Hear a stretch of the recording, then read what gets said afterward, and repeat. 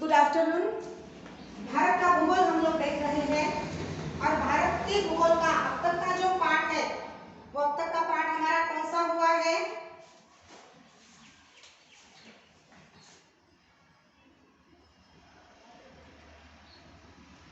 अब तक का पाठ हमारा बहुत सारा हुआ है, उसका एक बार में हम लोग आज रिवीजन करेंगे। उसका ट्री डायग्राम मैंने यहाँ बोर्ड पे दिया हुआ है। टोटल ट्री डायग्राम जो है वो मैंने निकाला हुआ है। वो उस ट्री डायग्राम की हम लोग आज पढ़ाई करेंगे और उसके बाद हम लोग आगे जाएंगे, क्योंकि जब तक हमें हमारा जो बेसिक है वो जब तक कंफर्म नहीं होगा तब तक हम आगे जाकर कुछ मतलब नहीं है। देखिए, हमने देखा था कि भारत का जो भूगोल है वो हमें 4 भागों में पढ़ना है। भारत का जो भूगोल है वो हमें 4 भागों में पढ़ना है। अगर ये 4 भाग, अगर ये 4 पार्ट्स हम लोग प्रॉपरली पढ़ेंगे तो फिर हम लोगों को बाकी का कुछ देखने की जरूरत नहीं होगी। देखिए, फर्स्ट पार्ट जो है वो हिमालय है। हिमालय के बारे में हमें पढ़ना है। उसके बाद हमें मैदान के बारे में पढ़ना है, जो मैदानी प्रदेश है। उसके बाद हमें पठार के बारे में पढ़ना है और उसके बाद प्रायद्वीप या फिर समुद्र किनारे से लगके जो भी भारत का हिस्सा है, जो भी ऐसा हिस्सा, भारत का ऐसा हिस्सा जो समुद्र के किनारे किनारे लगता है, उसके बारे में भी हमें पढ़ना है। क्या डिफरेंस है इन सब में? ये अलग अलग क्यों पढ़ना है हमें?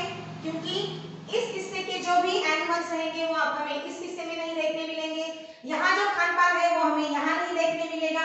यहाँ जो कपड़े पहनते हैं वो हमें इधर नहीं देखने मिलेंगे। मतलब हर एक चीज से, हर एक पार्ट किस हिसाब से अलग है? ज्योग्राफिकली अलग है। वहाँ का एटमॉस्फेयर, वहाँ का वन्य जीवन, वहाँ के वनस्पति, वहाँ के सब प्राणी, वहाँ का खान पान, ये सब चीजें अलग है। कुछ कल्चरल चीजें भी बहुत अलग ही है वहाँ की। तो इसलिए हमने इसे 4 भागों में बांटा है: हिमालय, मैदान, पठार और प्रायद्वीप या फिर समुद्र किनारे का हिस्सा, भारत का समुद्र किनारे का हिस्सा। तो देखिए, हिमालय में हिमालय हमारा लगभग पूरा हुआ है। लगभग हिमालय में हमें फिर से 4 पार्ट्स में हिमालय पढ़ना है: ट्रांस हिमालय, बृहद हिमालय, मध्य हिमालय और शिवालिक हिमालय। ट्रांस हिमालय क्या है? हिमालय बना कैसे? सबसे पहले तो हमें ये देखना है कि हिमालय बना कैसे, कब बना। हिमालय बहुत पहले बना। मैंने आपको बताया था कि एक 33 सागर में गोंडवाना लैंड और अंगारा लैंड, ये 2 लैंड है। जैसे ही वो एक दूसरे को ढकेलती है तो इधर का हिस्सा, ऐसे मैंने आपको बताया था, ये सपोज ऐसा है, तो जब भी मैं जैसे पुश करूंगी तो इधर का हिस्सा ऊपर ऊपर उठेगा। तो सबसे पहले ट्रांस हिमालय का हिस्सा उठा था। इसलिए ट्रांस हिमालय जो है वो सबसे पुराना, सबसे प्राचीन हिमालय के नाम से ट्रांस हिमालय को जाना जाता है। फिर से ट्रांस हिमालय में हमें 4 पार्ट्स में पढ़ना है। ट्रांस हिमालय पहले हम ये देखेंगे: ट्रांस हिमालय, बृहद हिमालय, मध्य हिमालय और शिवालिक हिमालय। तो ट्रांस हिमालय सबसे पुराना हिमालय है। उसमें फिर से काराकोरम, लद्दाख, जास्कर और पीरपंजाल ये श्रेणियां हमको देखनी है। कश्मीर ट्रांस हिमालय में आता है।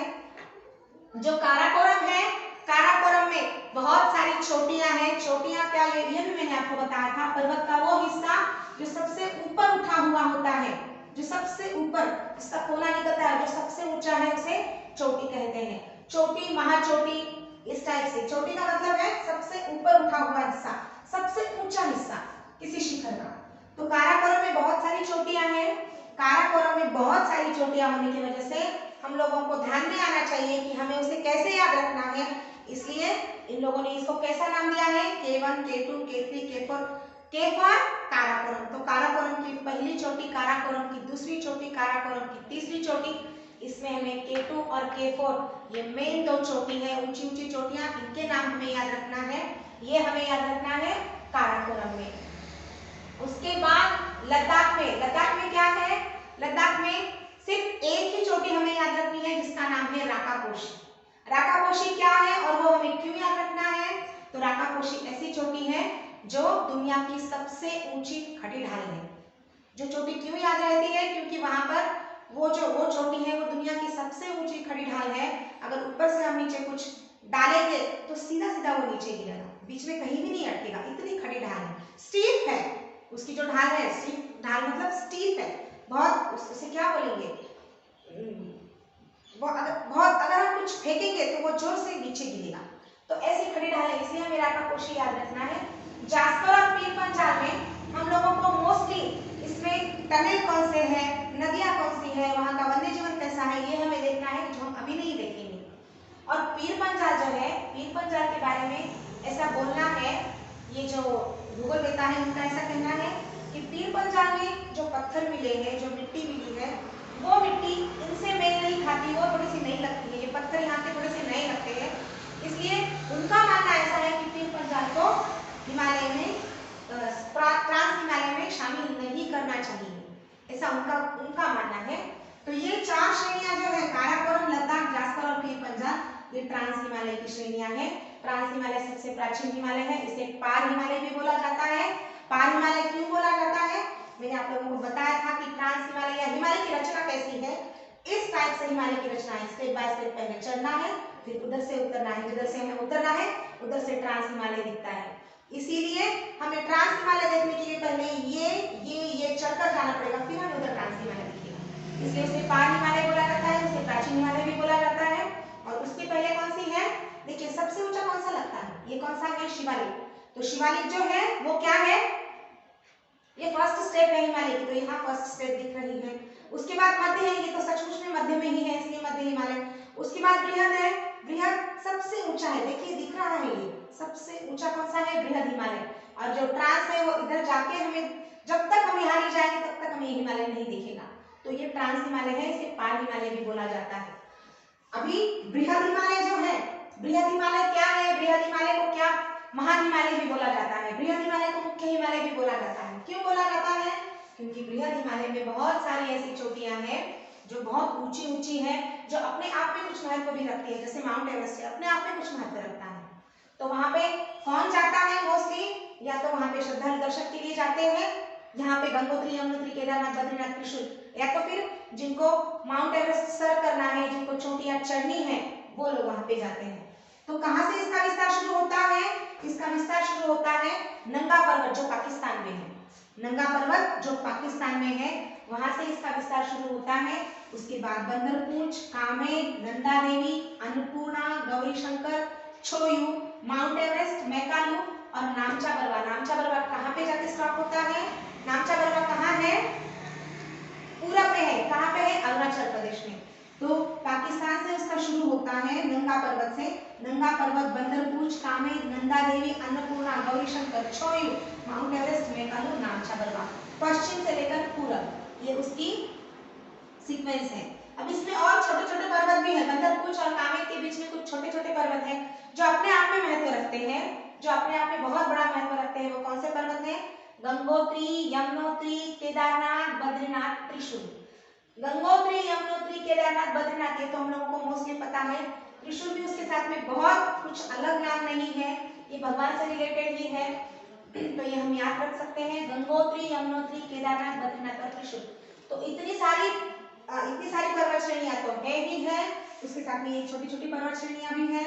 नंगा पर्वत, बंदरपूंछ, कामेर, नंदा देवी, अन्नपूर्णा, गौरी शंकर, छोयू, माउंट एवरेस्ट, मैकालू और नामचा बरवा। उसके साथ ही साथ गंगोत्री, यमुनोत्री, केदारनाथ, बद्रीनाथ और त्रिशूल, ये भी वहां पे है। तो जो बृहद हिमालय है, बृहद हिमालय में बहुत सारी पर्वत चोटियां हैं, ये अपने आप में बहुत महान है, इसीलिए इसे महान पर्वत भी कहा जाता है, महान हिमालय भी कहा जाता है। उसके बाद हमें देखना है मध्य हिमालय। मध्य हिमालय किस लिए फेमस है, जो मध्य हिमालय है वो पर्यटन के लिए बहुत फेमस है। पर्यटन का मतलब क्या होता है, जहां कहां हम घूमने जाते हैं, ऐसी जगह, जब कभी भी हम ऐसी जगहों पे घूमने जाते हैं जहां हमें थोड़ा सा चेंज महसूस होता है, कुछ चेंज, एज अ चेंज, जब हम जाते हैं कहीं पे और वहां पे घूमते हैं, और सिर्फ हम ही नहीं, बहुत से लोग वहां घूमने आते हैं, वहां उस जगह में कुछ विशेषता होती है, जहां बहुत प्लेजेंट एरिया होता है, बहुत ही वहां का एटमॉस्फेयर बहुत प्लेजेंट होता है। तो ऐसा एरिया मतलब पर्यटन का एरिया होता है, जहां हम कहाँ जाते हैं, जहां समुद्र किनारा हो, जहां पर्वत हो, जहां पहाड़ी हो, जहां झरने हो, जहां कुछ अलग देखने को हो, ऐसी जगह पे हम जाते हैं, तो उसे पर्यटन बोलते हैं। तो ये जो मध्य हिमालय है वो पर्यटन के लिए बहुत फेमस है, जैसे कुल्लू है, मनाली है, शिमला है, रानीखेत है, ये सब कहाँ आता है, मध्य हिमालय में आता है। और मध्य हिमालय में और एक चीज हमें याद रखना है, वो कौन सी चीज है, यहाँ पे बहुत सारे घास ऐसे बिछे होते हैं बहुत दूर दूर तक, उनको मध्य बोला जाता है। वो बिछे हुए घास को क्या बोला जाता है? मर्ग बोला जाता है। तो यहाँ पे हमें दो चीजें याद रखनी है, एक सोनमर्ग और एक गुलमर्ग। सोनमर्ग और गुलमर्ग ये पूछा जाता है, ये हमें याद रखना है। कहाँ? मध्य हिमालय में। मध्य हिमालय के बाद शिवालिक हिमालय। जैसे मैंने आप लोगों को बताया कि शिवालिक हिमालय जो है वो हिमालय की फर्स्ट स्टेप है। शिवालिक हिमालय जो है वो हिमालय की फर्स्ट स्टेप है, वहां से हिमालय स्टार्ट होता है। शिवालिक में हिमालय का विस्तार कहां से शुरू होता है? शिवालिक हिमालय का विस्तार पाकिस्तान में सुलेमान पहाड़ी है, वहां से शुरू होता है। इसका मतलब पाकिस्तान की सुलेमान पहाड़ी हमारे शिवालिक हिमालय का ही एक हिस्सा है। ये जो सुलेमान पहाड़ी है इसका हिस्टोरिक इंपॉर्टेंस भी है, ऐतिहासिक महत्व है। क्या है? उसके साथ और कौन सी पहाड़ी है? सुलेमान और केथर पहाड़ी। तो उनका जो भी महत्व है ये मैं आप लोगों को समझाऊंगी। लेकिन जब भी हम ये चीजें लेंगे तो उस वक्त ही मैं आपको इसका महत्व समझाऊंगी। सुलेमान पहाड़ी से शिवालिक का विस्तार शुरू होता है। उसके बाद में जब हम आगे जाएंगे सुलेमान पहाड़ी, देखिए यहाँ सुलेमान पहाड़ी है, यहाँ से हमारा सपोज इंडिया शुरू हो रहा है, तो ये यहाँ पे कहाँ मिलता है? मध्य हिमालय में मिल जाता है ये शिवालिक। शिवालिक का विस्तार ऐसा है, बहुत उटपटांग विस्तार है इसका। कहीं पे शुरू होता है, कहीं वापस ये विलुप्त हो जाता है। हाइड एंड सीक का गेम खेलता है ये हमारे साथ में। तो सबसे स्टार्टिंग में कहाँ है ये? सुलेमान पहाड़ी। सुलेमान पहाड़ी के बाद में मध्य हिमालय में थोड़ा थोड़ा मिक्स हो जाता है। फिर से वो कहाँ हमें दिखता है, उसके दर्शन हमें कहाँ होते हैं? सिक्किम के बाद में। सिक्किम जैसे जैसे खत्म होता है उसके आगे हमें उसके दर्शन होना शुरू होता है। तो फिर हमें उसके कहाँ कहाँ दर्शन होते हैं? हम लोग उसे देखते हैं अरुणाचल प्रदेश में। कौन से पर्वत शिखर है अरुणाचल प्रदेश में? जो कि शिवालिक का ही विस्तार है। डाफला, मिरी, आभीर, मिसमी और पटकोई। डाफला, मिरी, आभीर, मिसमी और पटकोई। तो ये डाफला, मिरी, आभीर, मिसमी जो है ये कैसे है? जैसे अभी यहाँ पे सिक्किम है तो जाएंगे तो इसी पार्ट में हम लोगों को वो मिलेंगे। लेकिन पटकोई कहाँ मिलेगा? जैसे ऐसे टर्न होता है हमारा भारत, ऐसा टर्न होता है हमारे भारत का मैप, तो इधर हमें पटकोई देखने मिलेगा। पटकोई जो किसका हिस्सा है? अरुणाचल प्रदेश का हिस्सा है। और जो और किसका हिस्सा है? शिवालिक हिमालय का हिस्सा है। उसके बाद हम नागालैंड में नागा, मिजोरम में मिजो, उसके बाद मिकिर, उसके बाद गारो, खासी, जयंतिया, ये सब जो है ये सब एक किसका विस्तार है? ये है शिवालिक का विस्तार। उसके बाद हमें आराकान पर्वत जो है वो भी शिवालिक का ही विस्तार है। वो कहाँ बसा है? भारत, हमारा भारत और म्यांमार, इसकी सीमा पर ये आराकान पर्वत, ये भी किसका विस्तार है? ये भी शिवालिक का ही विस्तार है। तो शिवालिक का विस्तार कहाँ से स्टार्ट हो रहा है? अभी खत्म कहाँ हो रहा है तो मैंने बताया ही नहीं आपको। स्टार्ट कहाँ से हो रहा है? पाकिस्तान की सुलेमान पहाड़ी से। वहां से शुरू होकर वो आगे जाता है, थोड़ा सा विलुप्त होता है, फिर से निकलता है, फिर विलुप्त हो रहा है, फिर मिल रहा है। विलुप्त होकर सिक्किम के आगे वो कहाँ निकल रहा है? अरुणाचल प्रदेश में डाफला, मिरी, आभीर, मिसमी, पटकोई भूम, उधर के साइड आराकान पर्वत, नीचे फिर मिजोरम, नागालैंड, मिजोरम, आसाम में भी मिकिर, गारो, खासी, जयंतिया, मिजोरम में मिजो और नागालैंड में नागा। इस तरह से इसका पूरा विस्तार शिवालिक का इस तरह से है। अब देखिए इतना तो हमने देख लिया था। इसके बाद हमने क्या देखा था? अब जो ये ट्रांस, बृहद, मध्य और शिवालिक, ये जो हिमालय है, ये हिमालय ये हिमालय हम लोगों को डिवाइड करने के लिए हमें कैसे पता चलेगा कहाँ से इसका डिवीजन है? इसको कुछ नाम भी है या नहीं है? तो मैंने कल भी आपको बताया कि अगर हमें किसी चीज के 11 टुकड़े करने हैं तो हमें उसको 10 बार काटना पड़ेगा। तो किसी के हमें 8 टुकड़े करने हैं तो हमें उसे 7 बार काटना पड़ेगा। जिसके जितने भी हमें पीसेस करने हैं उससे हमें एक बार में कम उसे काटना पड़ेगा। तो ये कितने पर्वत है? कितनी पर्वत श्रेणियां हैं? 4 पर्वत श्रेणियां हैं, तो उससे हमें 3 बार काटना पड़ेगा। तो इसके 3 नाम है। दो देखिए, ट्रांस और बृहद के बीच में, ट्रांस और बृहद के बीच में जो बाउंड्री है उसे बोलते हैं शचर जोन या हिंज जोन। शचर जोन या हिंज जोन जो सबसे ऊपर का जोन है, क्योंकि ट्रांस सबसे ऊपर है, ट्रांस और बृहद। फिर बृहद और मध्य में कौन सा जोन है? एमसीटी जोन है, main central trust. Main central trust किसमें है? बृहद और मध्य में, क्योंकि ये मध्य सेंटर में है। देखिए ये इधर गया, ये इधर गया, ये तो सेंटर में आ गया, इसलिए सेंट्रल ट्रस्ट। और शिवालिक और मध्य के बीच में जो बाउंड्री लाइन है उसे क्या बोलते हैं? GBF, क्योंकि ये बाउंड्री कहाँ है? Great boundary fault. इसे क्या बोलते हैं? ग्रेट बाउंड्री फॉल्ट, क्योंकि बाउंड्री यहाँ से स्टार्ट हो रही है। किसकी? हमारे हिमालय की। हमारे हिमालय की बाउंड्री यहाँ से स्टार्ट हो रही है, इसीलिए इसे GBF बोला जाता है। यहाँ तक हम लोगों ने देखा था। उसके बाद मैंने आप लोगों को ये बताया था कि जो भी हिमालय है, हिमालय के दो इसमें हमें पढ़ाई करनी है। दो इसमें कौन से दो इसमें पढ़ाई करनी है हमें? हमने जो अभी पढ़ाई की है वो कैसे की है, किस टाइप से की है? वो हमने हॉरिजॉन्टल पढ़ाई की है। अभी हमने जो भी देखे हैं वो हमने अभी ये हॉरिजॉन्टल है। अपने इंडिया के हिसाब से ये जो भी है वो थोड़ा सा हॉरिजॉन्टली बोलेंगे इसको। अब हमें इसे वर्टिकल टाइप में पढ़ाई करना है। इसका जो भी वर्टिकल पार्ट है, वर्टिकल हम इसे कैसे डिवाइड करेंगे?